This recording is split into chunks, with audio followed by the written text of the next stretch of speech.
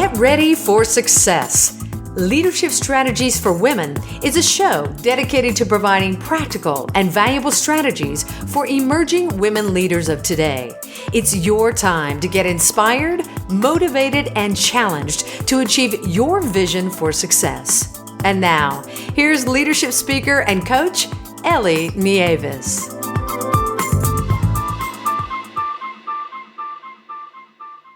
This is the Leadership Strategies for Women podcast, and I'm your host, Ellie Nieves.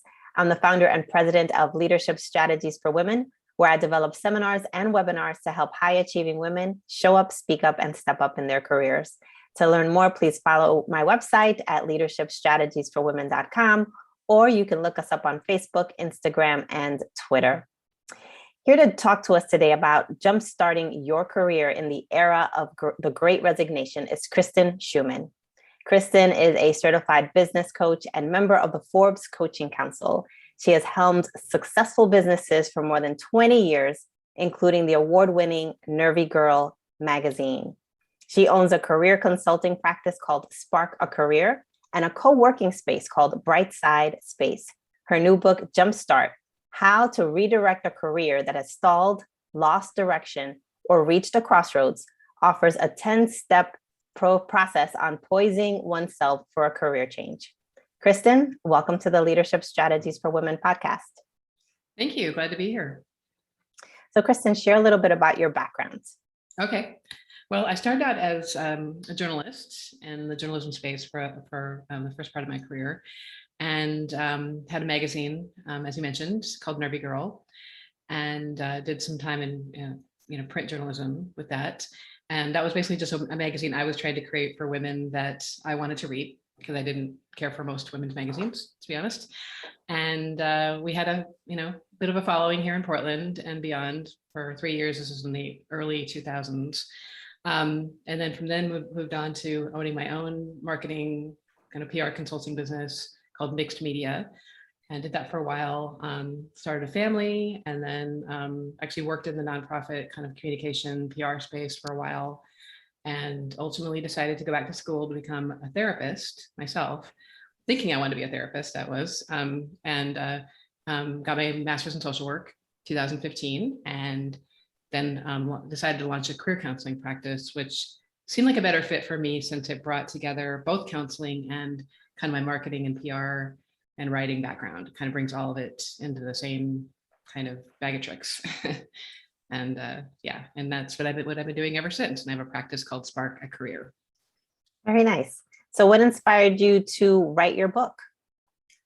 It's just something that I kind of just road tested with clients. I just would make these different tools that I would use with clients, things that, very often would start with introspective stuff, especially if someone was in kind of a very foggy space, like almost like a pea soup like fog in their career, and stuff that brought out. And some of these were just, I can't take credit for creating. They're kind of tried and true career counseling techniques, like, Myers-Briggs and having people ascertain their values and their strengths and their skills and things like that. But with everything I do, I tend to kind of bring my own kind of spin to it. And before I knew it, I just had sort of this method that I worked with, and I just thought it just kind of evolved into a book that I would use kind of informally, not in an informal sense, not the sense that it wasn't formal, but it wasn't a book, right?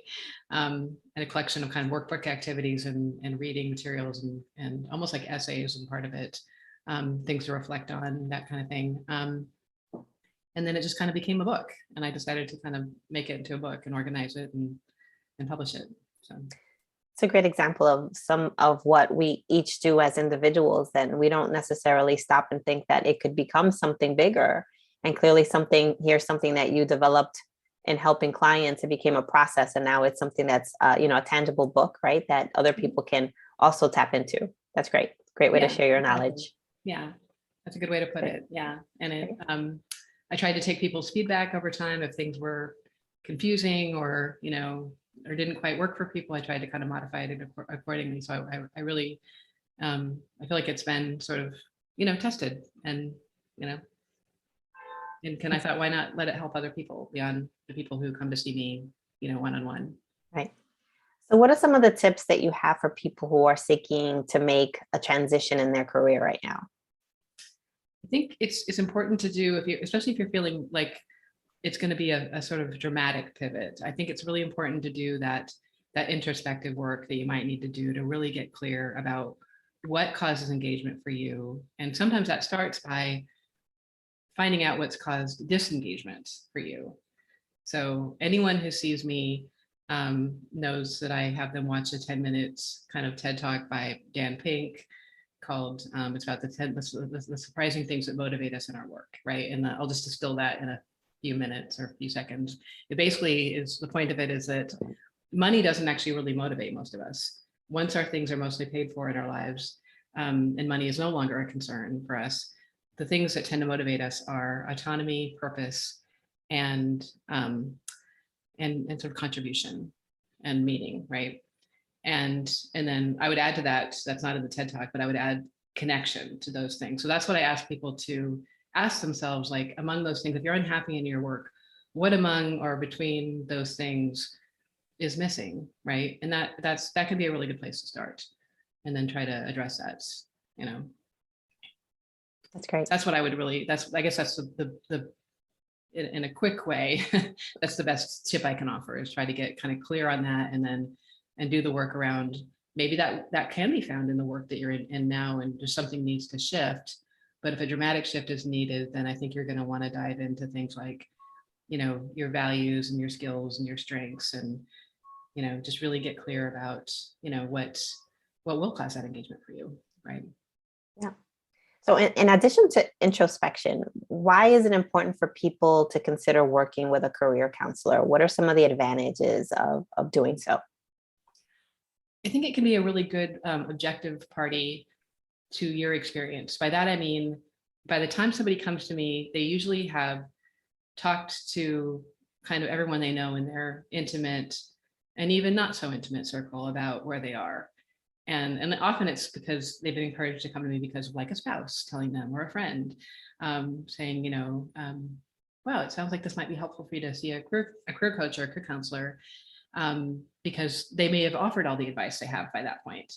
And then I'm kind of outside their experience in a way that's helpful, right? I can be objective, and because sometimes we spend a lot of time with people in our lives, and we kind of freeze them into certain you know, ways that they might be. Like, if they've always been, say, a physician's assistant, that's how we tend to think of them, and it's sort of hard for us to imagine them doing anything else. So it can be just helpful to have that clear-eyed kind of separate party outside your world, that kind of, but still somebody that you have a connection with, right? That's important too, to have someone that you have a rapport with, that kind of gets who you are.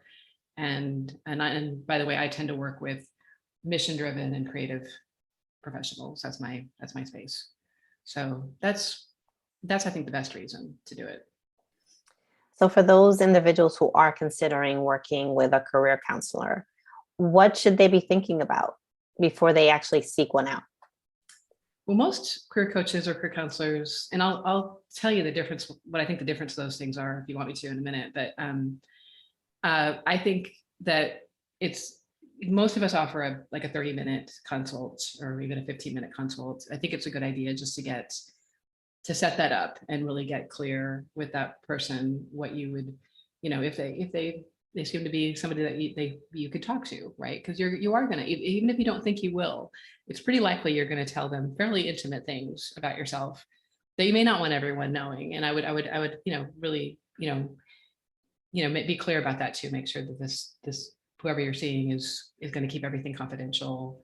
That's pretty much standard practice, so I don't think you have to worry about that too much. But I think if you don't have that rapport, just like with a therapist, if you don't have that rapport, then not a lot of work is going to get done that's going to be useful. That said, I think sometimes that rapport can, you know, can take a little time to build too. So be patient with the process too.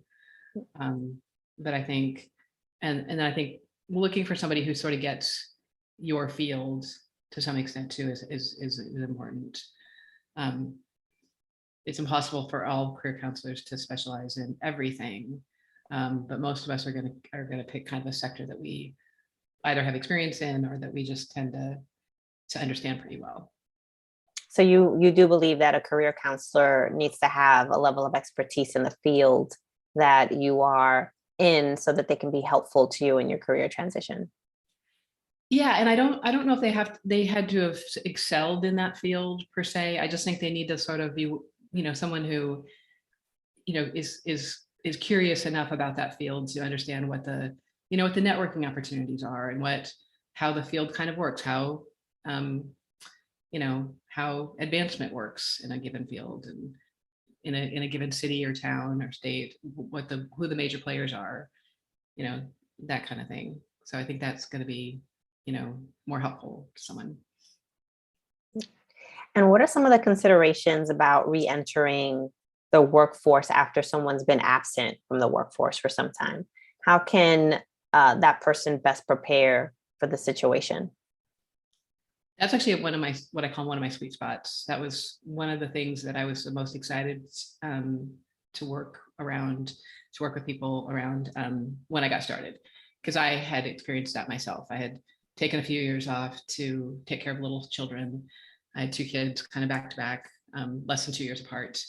And I kept my skills up in certain ways through volunteering, and I did some kind of freelance grant writing even early on. But I think, to answer your question, I think it's, I think a lot of what goes on with people when they want to re-enter the workforce is, I'm not going to say it's all in their head, that they feel like there's maybe biases or prejudices against them and re-entering. But in my experience with a lot of my clients, a lot of it can be in people's heads, if that makes sense.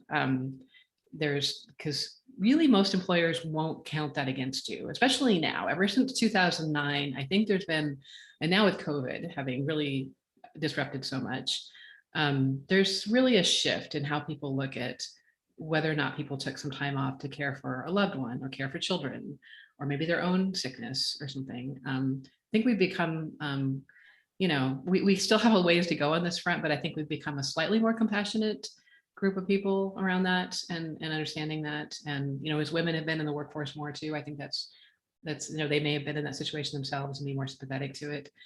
That said, I also would say to people, if you're denied a job because somebody held that against you, you may not want to work there, right? I mean, that might be a red flag for you. And I do like people to think about the fact that they're interviewing the company as much as they're being interviewed when they go into a given situation.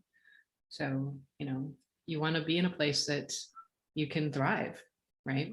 So, Good, nice. but beyond that, I think it's just important to take a little time to, again, back to the introspection, get a little clear about, because that, it can mess with your confidence. I'm very aware of that, having experienced that myself, being out of the workforce for a bit.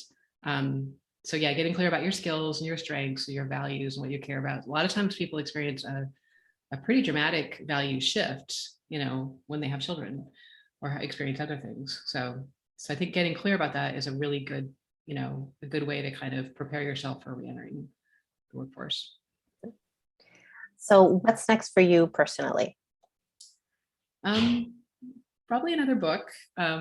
I feel like the book within itself almost has a couple other opportunities for books. It's not as simple as taking it out and just making it a book, so it'd be its own project. But I think there's a book. Sometimes people who come see me are just, the book is really for someone who kind of wants to go soup to nuts to a pretty clear transition in their career. But they're toward the end of the book, there's things around, what I call brass tacks, which are going to be the resume, LinkedIn, interview prep, networking. The book also, I think, which makes the book a little different than other career books, is it allows for that possibility that you might be an entrepreneur, right? And so there's actually halfway through the book, you kind of ask yourself, am I an entrepreneur and am I an employee? And there's even a quiz to that front. And then if you do, you kind of go down a different road than you would if you're an employee, right? And there's a 14-point checklist in it. And if you go through all the checkpoints in the book, you basically will have written a business plan. So I think that's another book. I think within the book, I think there's an opportunity for a book that's just about how to help someone start a business. There's a book on just the brass tacks stuff, that people just want that and they don't need as much of the introspective stuff as someone going through a full transition. So I also have an idea to do a planner that accompanies the book. So I just have to find a dartboard and make a choice about one of those next projects, I guess. That's great. That's great to hear. So where can our listeners get your book? They can find it on Amazon.com. And I can show you the cover if you want me to. It's right here. Absolutely. And yeah, it's available in paperback and as an ebook. It is kind of a workbook and book in one. So if you're somebody who likes to have kind of a book that they can kind of write by with a pen, kind of everything, then I recommend the paperback. But yeah. That's great. And how can our listeners get in touch with you? They can find me at sparkacareer.com. And I also have an author site at kristinschuchman.com. Great. Thank you so much, Kristin, for taking the time today to help us learn how we can jumpstart our careers in this era of the Great Resignation. You've been a fabulous guest. My pleasure. Thank you for having me. Great. And to all of my listeners, thank you so much for tuning in. Until next time, God bless.